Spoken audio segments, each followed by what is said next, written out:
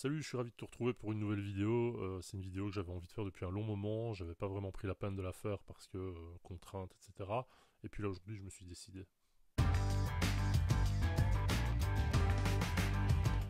j'ai reçu mon Mac en 2012, comme tout le monde, il y avait toute une flopée de logiciels qui étaient installés dessus par défaut. Keynote, Numbers, je sais plus le nom de l'application pour le traitement de texte. Et il y avait aussi iMovie. Et iMovie, moi je venais du monde Windows comme pas mal de gens. Je connaissais absolument pas et depuis peu que j'en avais lu, c'était une application un peu bidon qui avait été faite pour dire de permettre aux gens de faire un peu de montage vidéo. Mais évidemment, tout le monde ne jurait que par Final Cut, en tout cas sur Mac, Adobe, Premiere et After Effects sur PC. Et j'ai commencé à utiliser pas mal ces logiciels-là comme tout le monde.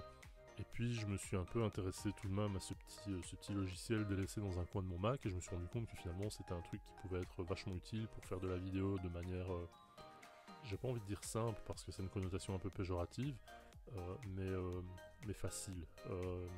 Facile dans le sens où tu peux faire du montage, tu peux faire de l'ajustement de couleurs, tu peux faire de l'ajustement de son, tu peux faire du cut, tu peux réagencer tes différents composants de ta vidéo assez facilement.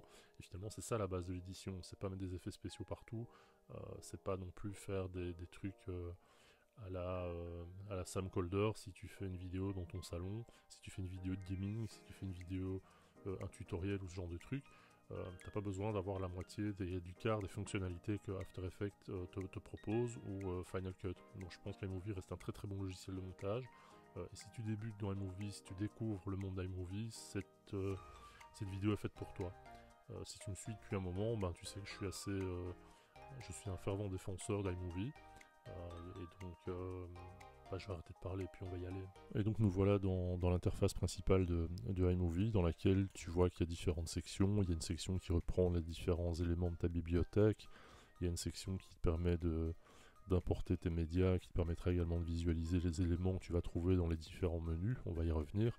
Tu as une section qui est le prévisualiseur, le viewer en anglais de ta vidéo, tu as différentes options. Et là en dessous, tu as la timeline qui va te permettre de visualiser tes plans et de faire le principal du travail de montage dans iMovie.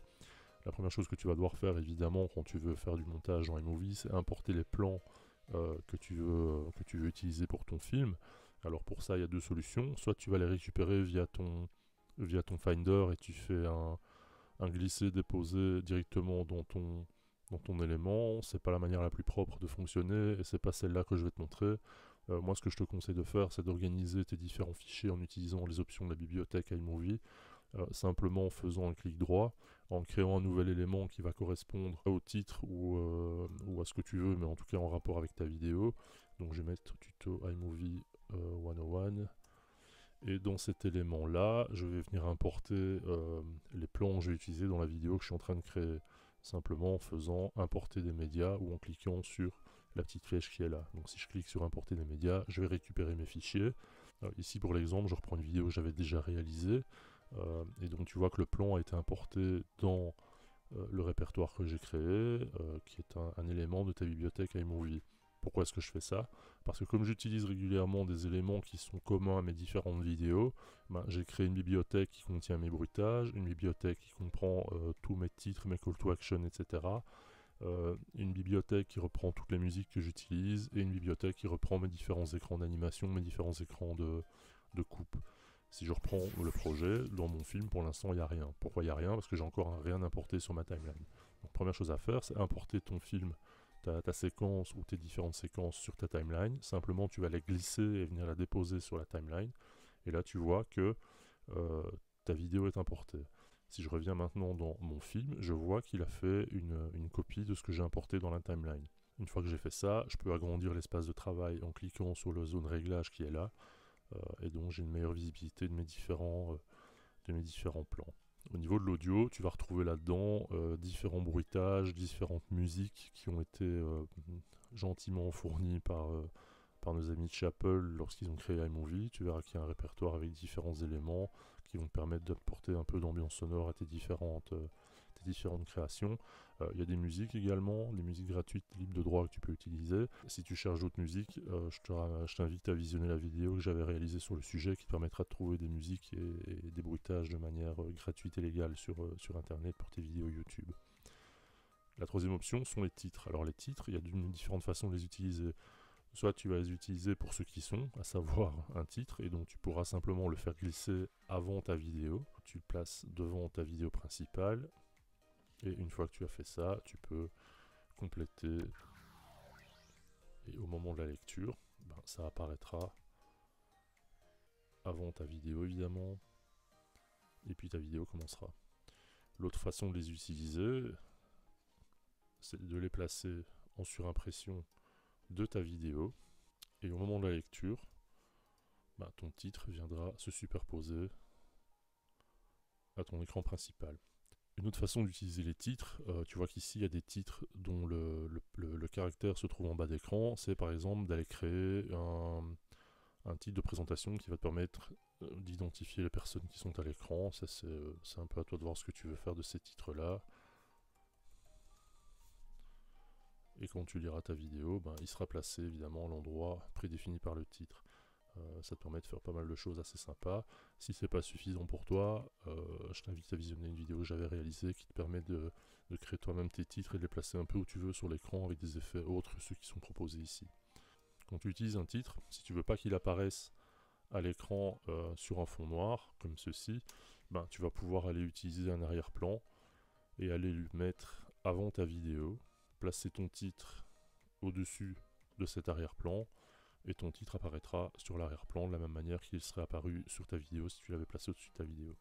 En dehors de ça, les arrière-plans, tu as des arrière-plans qui sont ici des cartes qui te permettent de faire des animations, par exemple dans le cadre d'un vlog où tu veux montrer aux gens les différentes étapes de ton voyage. Alors le dernier menu sont les transitions. Les transitions sont des séquences animées qui vont te permettre de faire la liaison entre deux plans qui a priori sont très différents. Les transitions les plus utilisées, ce sont les flux croisés, les fondus enchaînés, ce genre de choses. Donc si par exemple je mets une transition entre deux plans qui n'ont rien à voir, comme entre mon intro et le début de ma vidéo, je vais prendre un exemple un peu kitsch pour que tu vois bien l'effet. Au moment de la lecture de ma vidéo, ce qui va se passer, c'est que la transition va se lancer, et voilà ce que ça donne. Voilà, donc là on a fait le tour des menus principaux qui se trouvent là au-dessus. Dans la partie de droite, on a différents éléments qui vont te permettre de faire différents réglages. On y reviendra dans des vidéos ultérieures. Pour l'instant, je vais te montrer comment tu peux réaliser réellement du montage en faisant la chose la plus basique qui soit en termes de montage, ce sont les cuts. Alors les cuts, comme le nom l'indique en anglais, tu vas couper ta séquence et tu vas la réagencer comme tu veux. Alors, dans iMovie, tu as cette espèce de barre blanche là qui se déplace, qui est en fait ta tête de lecture. Et tu as également la possibilité, en cliquant, de positionner la tête de lecture à l'endroit où tu veux réaliser une action. Si dans iMovie tu as activé le magnétisme, quand tu vas cliquer à un endroit qui t'intéresse, si tu déplaces la petite barre blanche, elle va automatiquement venir se coller à l'endroit où tu as posé ta tête de lecture. Et donc à cet endroit-là, tu vas pouvoir faire un cut. Comment tu fais un cut? Tu fais simplement commande B. Une fois que tu as fait commande B, tu as deux séquences distinctes. Tu vois que l'encadrement jaune délimite tes séquences. Alors tu te positionnes là où tu as envie. Alors il faut toujours faire attention si tu déplaces ta ligne blanche, mais que ta tête de lecture est restée au même endroit. Si tu fais un cut, il fait le cut à l'endroit de ton curseur. Donc c'est pas parce que toi tu as placé ta tête de lecture à cet endroit-là et qu'après tu vas te balader là-bas dans le fond. Si tu fais un cut, il fait le cut à cet endroit-ci, pas à cet endroit-là. Donc il faut toujours bien que cette tête de lecture soit alignée à l'endroit où tu veux réaliser ton action. Alors une fois que tu as fait ton cut, tu te retrouves avec différents plans. Alors soit tu peux les supprimer en cliquant sur Delete, soit tu peux les déplacer en les glissant à l'endroit où tu veux les déposer. Donc par exemple, si tu veux que ce plan-là se retrouve avant ton intro, tu le glisses simplement à l'endroit où tu veux qu'il se trouve. Pour te déplacer dans ta séquence, tu te positionnes à l'endroit où tu veux et tu glisses avec ta souris, et puis tu peux délimiter des zones sur lesquelles tu vas travailler. Alors si tu veux que le déplacement se fasse de manière vraiment très précise, avec les flèches droites, tu vas te déplacer de un frame, une image. Donc dans une seconde de vidéo, tu as en moyenne 24 images. Donc si tu veux te déplacer de 1 seconde, tu devras appuyer 24 fois sur la flèche droite. Si tu veux revenir vers l'arrière, tu te déplaceras avec la flèche gauche. Si tu appuies sur la flèche vers le haut, tu reviens au début de la séquence, et vers le bas, tu te retrouves à la fin de ta séquence. Une fois que tu as terminé tes différents cuts, tes différentes réorganisations de plans, tes différentes insertions de titres et tes différents recadrages, ben, évidemment il va falloir exporter ton fichier. Alors pour ça c'est pas du tout compliqué.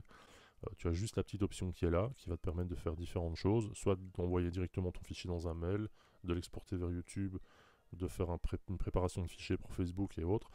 Moi, il y a une chose que je te recommande, c'est de n'utiliser aucune de ces fonctions-là et toujours utiliser la fonction fichier. La fonction fichier, elle va te permettre de créer un fichier, évidemment, directement exploitable dans les différents canaux que tu vas vouloir utiliser. Les fonctionnalités d'exportation directe vers YouTube, Facebook ou Vimeo posent pas mal de soucis, que ce soit au niveau de l'encodage ou que ce soit au niveau de l'exportation vers les différentes plateformes. Donc moi je pense que l'idéal c'est d'utiliser la fonction fichier qui va simplement te permettre de créer un document MP4 classique, et donc tu vas pouvoir exporter ce document. Tu vas pouvoir ajouter ton titre, tu vas pouvoir ajouter une petite explication complémentaire, et il faudra toujours bien faire attention à exporter en 1080p si ça destine à YouTube. La qualité, tu peux la garder en élevé. Au plus tu vas optimiser la qualité, au plus tu verras que la taille de ton fichier va augmenter. Là, on est quand même sur un fichier de 5 Go 38 pour YouTube. La fonctionnalité élevée, c'est plus que suffisant. Par contre, au niveau de la compression, moi je garde toujours la meilleure qualité. Une fois que j'ai fait tout ça, je clique sur suivant et mon fichier est prêt à être exporté sur YouTube. Voilà, c'était un survol assez rapide, mais je pense quand même complet des fonctionnalités de base d'iMovie. Avec ce que je t'ai montré, tu peux déjà faire pas mal de choses. S'il y a des points qui t'intéressent dans iMovie, sur lesquels tu voudrais que je revienne, n'hésite certainement pas à me laisser un petit commentaire. Si cette vidéo t'a apporté quelque chose, ben dis-le moi. Si tu veux des tutos sur des fonctionnalités plus spécifiques d'iMovie, n'hésite pas non plus à me le dire. Dans la mesure du possible, j'essaierai de te répondre via les commentaires. Je t'invite aussi à découvrir cette vidéo que j'avais mis en ligne concernant l'utilisation par exemple du fond vert, ou celle qui concernait l'utilisation de Keynote en parallèle avec iMovie pour créer des effets assez sympas dans l'application sans devoir passer par des logiciels de montage. Et puis voilà, et moi je te retrouve très bientôt pour une nouvelle vidéo. Salut!